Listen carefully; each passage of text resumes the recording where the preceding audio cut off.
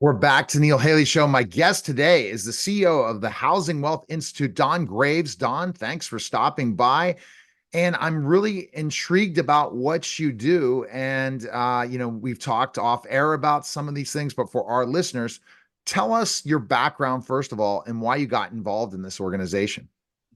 Thank you, Neil. It's great to have you. Thank you for everything you're doing in this space. And I've been involved in helping retirees access their fourth bucket of resources in order that they can have a sustainable and enjoyable retirement. And that's called housing wealth. And so my background is for many years, I was president and CEO of a nonprofit called Habitat for Humanity. Before that, I served in ministry overseas, locally, and in different kind of marginalized communities. So I have a very eclectic background, but it's all rooted in helping and serving people. So when did you figure out this? I mean, being part of Habitat Humanity, and I ended up doing something in New Jersey with a security organization, and it was phenomenal being able to do that, to build houses. It's such an amazing experience to know that you're doing that for somebody that's going to be moving into that house and to be part of that process of hammering and everything, even though I'm not handy. But what got you into understanding about retirees and how there's a new bucket of income that they can for retirement that they never thought about? Sure. My transition into the world of housing wealth, my sister called me when I was CEO of Habitat in Philadelphia, and she said, "Little brother, there's a business opportunity I think you should look at." And long story short, I said, "Why?" And she said, "Because it's a way for you." I had three children, have three children, but at that time we wanted to give them private education. And she said, "You're not going to be able to do that. So here's an opportunity to serve people, which you love doing, and create some legacy by giving your kids a different type of education." So that moved me into the world of housing wealth for retirees. Now, a more common term that people know is called reverse mortgages. Reverse mortgages. Now, Neil, sometimes I don't say that right away. You ever mention reverse mortgages at the barbecue, a family gathering? You know what happened. Three people went under the table. Three people left the table, and your Aunt Janie made a shank out of a plastic knife and fork and came after you. You mentioned reverse mortgages in the wrong crowd, and it gets dangerous. It does, because the reason it does is because of the horror stories of people who don't want you to do the reverse mortgage.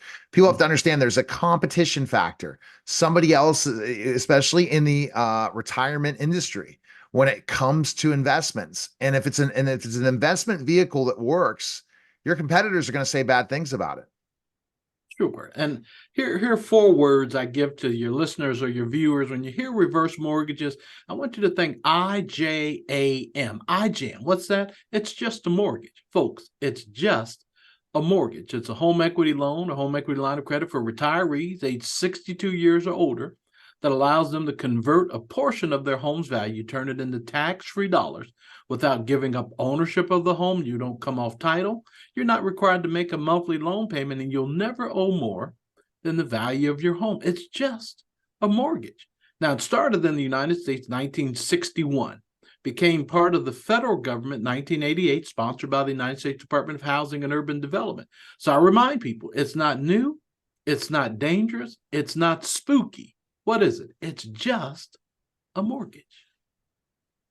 It's definitely just a mortgage. And what are the people out there that say you shouldn't get a reverse mortgage? What are the I guess the falsehoods, the untruths that people are talking about reverse mortgages? Sure, there's certainly some common misconceptions. Let me tell you first what it is. That is, you've got a 70-year-old and they have lived in their house 35, 40 years, and now that home is worth $500,000. And all the things that go along with retirement. There's uncertainty. What's the future going to be? How much will my investments perform? How much income will I need? What will inflation be? What's volatility? What about healthcare, long-term care? There's lots of uncertainties. There's 18 major risks of retirement income. So now the average retiree has at least three buckets of wealth to manage the emergencies that come in retirement, the expenses that come, or just wanting to enjoy the three E's. So what are your buckets? You've got your income bucket, Social Security, pension, maybe you're still working employment. You've got your investment bucket, IRA, 401k, brokerage accounts, mutual funds. You've got your third bucket, your insurance bucket. fixed and variable annuities, whole and term life, disability insurance, maybe long-term care. Now, out of those three buckets, Neil, you've got to manage retirement that's going to be long and unpredictable.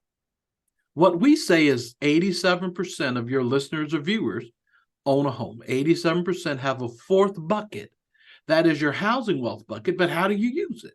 Well, we know how to use it when we were 25 or 30. We got a 30-year mortgage because we didn't have cash, or we didn't want to use cash to pay for our house. We know how to use it when we were 30, 40, and 50. We got a home equity loan or line of credit, help the kids through school, pay for a vacation, do some home repair. But now that we're in or approaching retirement, what's an age-appropriate way to release the equity in your home to make it work for you? Well, one way is a different type of home equity line of credit called a reverse mortgage. So this family, 70 years old, $500,000 home, they apply for a reverse mortgage, and their line of credit is $200,000, about 40%. That ebbs and flows. So you've got now a line of credit, $200,000 in your fourth bucket. There are 52 strategies that work along, and I work primarily with financial advisors and their clients. Now you've got a whole nother bucket to not be segregated or separated, but to be incorporated with their income, investment, and insurance bucket. And that alone makes a significant difference for retirement. Now, your question was the misconceptions, the downsides, the evil stories you hear. Right. Sure, you absolutely. You went over to your cousin Tracy's barbecue, and Uncle Jumba came out of her spare bedroom. Everybody said, "Uncle Jumba, what are you doing in there?" And he says, "Oh, I got a reverse mortgage, and I lost my house." And everybody says, "What? We knew it." And by the end of the day, they put it on Twitter and social media, Facebook. It's at the beauty salon Monday, barbershop Tuesday, Bible study Wednesday, Rotary Club. And by the end of the week, everybody in town knows someone who knew someone who knew someone had an uncle, got a reverse mortgage, and lost their house. They say, "Don," and that's the story we hear, isn't it, Neil? Everybody knows someone that says reverse mortgage. Don't do it. That's evil. You'll lose your house. That's the deal with the bank. Loans you the money, and when you die, they take the house, or you can lose your house. And I go back to my Uncle Junebug story. And they say, "Don, what do you say about the Uncle Junebug story?" I said, "It's true. He got a reverse mortgage and he lost his house." "Oh my gosh. Oh, you're taking old people's houses and money." I said, "Well, Uncle Junebug didn't tell the whole story." See, there are 4 requirements when you get a reverse mortgage, Neil. At least one spouse has to live in the house. 2, take care of it. 3, keep homeowners insurance in force. And number 4, pay your property taxes.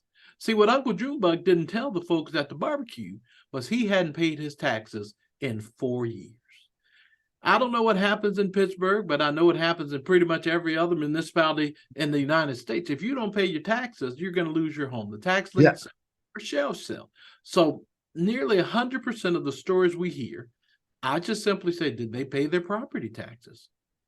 And I said, "Well, he didn't tell you he hadn't paid his taxes in 4 years." That's not a reverse mortgage issue. It's the municipality that took issue with him. He simply blamed the reverse mortgage versus telling a very unpopular story. So the reverse mortgage, you never give up ownership of your home. You never come off title. You never have to make monthly payments. But you do have to pay your taxes. So some of the spookies that come along with that are based in those things. No, we don't own the home. No, we don't take the home. No, we don't sell the home. Folks, it's just a mortgage, right? Pay your taxes, take care of the place, and enjoy the freedom that you can have. See, my question, people say, I said, what happens if you had a piggy bank that you've had for 40 years, and that piggy bank's been filled up, sitting in the corner, Right. and someone comes to your house, they say, "Neil, you got a giant piggy bank. I mean, that thing's as big as a cow. What's in it?" You say, "Oh, money." And you say, "Do you know how much?" And you're eating on paper plates and you're having heat in the house. You would open that piggy bank and at least find out what's in there. That's what housing wealth does. When we get beyond the spooky, it can be incorporated as part of a responsible retirement income plan. Anyway, Okay. All right. So I'm gonna hit you with questions, because here's the other thing. Well, I'm saving this house for my kids. My mother said this when I said, "Hey, you need to get a reverse mortgage." She's looking at me like with a head cut off. I said, "Alan Porter told me." So there you go.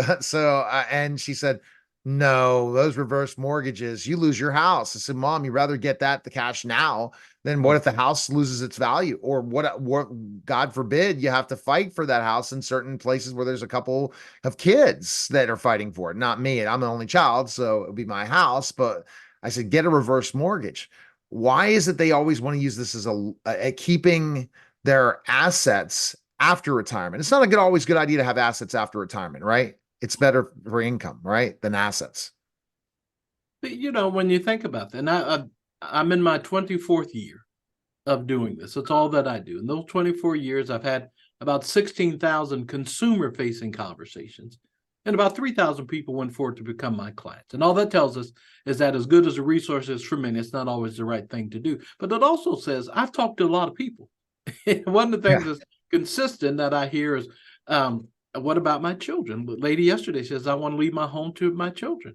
I said, you're going to leave your home to your children. I don't take that. It's just a mortgage, Miss Jones. I don't take the home. You're going to leave your home to your children. But I said this to her. I said, let me give you, I'm going to give you 5 things that some people are concerned about. And I want you to rank them on a scale of 1 to 10. I said, on a scale of 1 to 10, how much does the thought of running out of savings in retirement trouble you? 1, it doesn't bother me at all. 10, I'm scared to death. She said 9. I said, lifestyle, on a scale of 1 to 10, how disappointed would you be if you had to adjust your standard of living to make your savings last? 1, I wouldn't be bothered at all. 10, I'd be horrified. She said 8. And then I went through liquidity, having money when you need it. I went through long-term care. And then last one was legacy, LG. I said, on a scale of 1 to 10, how important is it for you to leave a financial legacy to your children, your heirs, whatever? 10, it's everything, Don. I'll sell my house, move the skid row, live in a tent, and eat spam. 1, they'll be okay. She said 2. I said, so they'll be okay. So I said to her, Mrs. Flintstone, not her real name, of course. I said, so we have a 9, a 7, a 5, a 6, and a 2. So out of all the things that could happen in retirement, all the 5 major concerns of retirement, the thing that least concerned you was leaving something to Pebbles and Bam Bam. The thing Right. that most concerned you was making sure you've got enough financial oxygen should the plane lose cabin pressure and you've got to put your mask on. You want to make sure you have enough for you first. I can structure, there are 52 strategies. I can structure your housing wealth plan to make sure Pebbles and Bam Bam have sufficient. I can structure to make sure that you have financial oxygen and they get what's left over, which should be significant. You tell me, what would you like for me to do? And so I'm not selling a product. I'm helping build a retirement income plan, incorporating your other resources. And, So sure, we want to leave it to the children. If that's what you want to do, great. We can structure it that way. That's an honorable desire. and it's But interesting. Yeah. It's interesting you said about, that the whole retirement situation. And yeah, I thought a reverse mortgage, and you're educating me now, is all of the house. So let's say it's a $500,000 house. You have a $500,000 reverse mortgage. No, it's only the equity. So, but what if you didn't buy the house? Then you're in trouble. It's not paid for the house. Then it really, and you do a reverse mortgage of the equity. It that means no, it wouldn't be equity, right? It'd have to be bought, completely bought, right? They have already you've had to got a pay it five off. hundred. You've got a $500,000 home, Mr. and Mrs. Flintstone. They're 70 years of age, and they turn that into a home equity line of credit of $200,000. Now, they don't owe anything per se. It's just a line of credit. It's a credit card. So for the next 20, 30 years, my Aunt Ethel died at 102. So at 70, you're still a baby. They can nibble off of that reverse mortgage line of credit, which is a growing line of credit. They nibble off it as they need it. Now, Neil, let's go for 20 years. The average house appreciates about 4% per year conservatively. 20 years later, that $500,000 home is worth more. It's now worth $1,000,000. How much money did you use of your reverse mortgage line of credit, Mr. and Mrs. Flintstone? Don, we used $100,000 over time. Great. That accrued interest. So let's just make up a number. Now the loan balance on your reverse mortgage is $300,000. Your home value is $1,000,000. And at 90, you die. Your children sell the house for $1,000,000. They pay off whatever your reverse mortgage loan balance was, $300,000. And Neil, there's $700,000 left over to divide between Pebbles and Bam Bam. You see, Mama had her cake and ate it too. Pebbles and Right. Bam Bam get what's left over, and then Mama was able to enjoy. What if Mama went down to the casino, spent it all? All right, then the house is still worth $1 million. Now Mama owes $500,000. Interest accrued. She spent all the money. Pebbles and Right. Bam Bam get 500,000 or 400. And I said, but the goal is, did Mama live and enjoy her retirement? And you and I, Neil, when my mama's still alive, we'll get what's left over, right? And most children are very happy about that. Less than 2% of children actually move into mom and daddy's house. So I say they don't want your house, they want the money, right? And we structured right, and they're going to get what's left over in the house. Plus, they're the beneficiary of some other accounts. And this is a retirement income plan, Mr. and Mrs. Flintstone. I'm not selling your product. I'm working with your financial advisors typically, or I'm trained to do retirement income myself. I teach that at the American College. We'll work a plan together that incorporates reverse mortgages or housing wealth that makes everything last longer. So we're not going to separate it and buy a boat. We could, but that's not what I typically do. Anyway, Neil, let me just, I'm Kentucky in me. My family's from Kentucky. I That's can okay. No, it's great. It's great information. Best place people can find information on you. Where can they go, Don? Sure, they can always go to www.housingwealth.net, www.housingwealth.net. Now, for some people who just want the information, I said, listen, I teach a course. You can go to housingwealthmasterclass.com, housingwealthmasterclass.com. You can watch and get all the information about reverse mortgages at your own leisure. It's a master class. It's me teaching all the concepts. You've got a piece today, but either of those, you can find me. So housingwealth.net, or email me, askdongraves@gmail.com, askdongraves@gmail.com. That'll get to our team as well. All right. That was a special interview with Don Graves on the Neil Haley Show, guys. Take care.